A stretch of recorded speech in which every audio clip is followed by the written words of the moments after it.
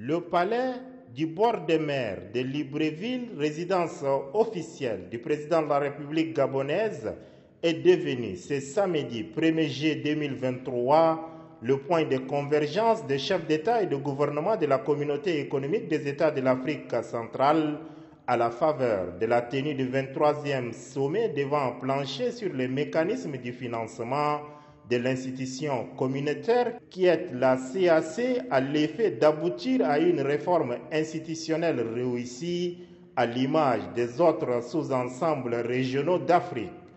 Outre le président hôte et président en exercice de la conférence des chefs d'État et de gouvernement de la CAC, Ali Bongo Ondimba, 6 chefs d'État des pays membres de la CAC ont honoré de leur présence la cérémonie d'ouverture.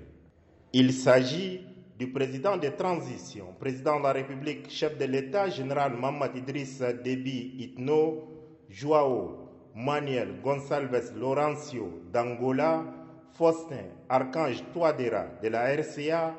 Denis Sassou Nguesso du Congo, Félix Antoine Tshisekedi Tshilombo de la RDC, Théodoro Obiang Nguema Mbassok de la Guinée équatoriale et Carlos Manuel Villanova de Sao Tomé et Principe.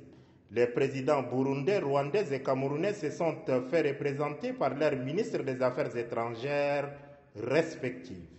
Tout a commencé par l'exécution de l'hymne de la CAC, suivi de 4 discours. Parfait Onanga Ayanga, représentant spécial du secrétaire général des Nations Unies et chef de bureau des Nations Unies auprès de l'Union africaine, et Moussa Faki Mahamat, président de la Commission de l'Union africaine, se sont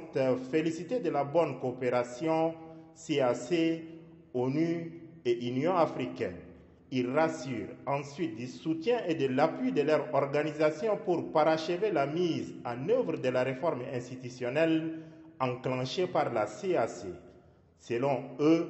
une CAC renforcée apparaît à leurs yeux comme un vrai rempart contre tous les maux qui assaillent l'Afrique centrale. Ouvrant officiellement les travaux, le président en exercice de la CAC, Ali Bongo Ondimba, dira que les réformes institutionnelles engagées doivent se poursuivre à un rythme accéléré afin que l'institution bénéficie de son autonomie de gestion. Après la cérémonie officielle d'ouverture, les chefs d'État et de gouvernement de la CAC se sont retirés pour délibérer à huis clos. Ce 23e sommet a été précédé par les réunions du Conseil des ministres et des experts déclinées en plusieurs segments.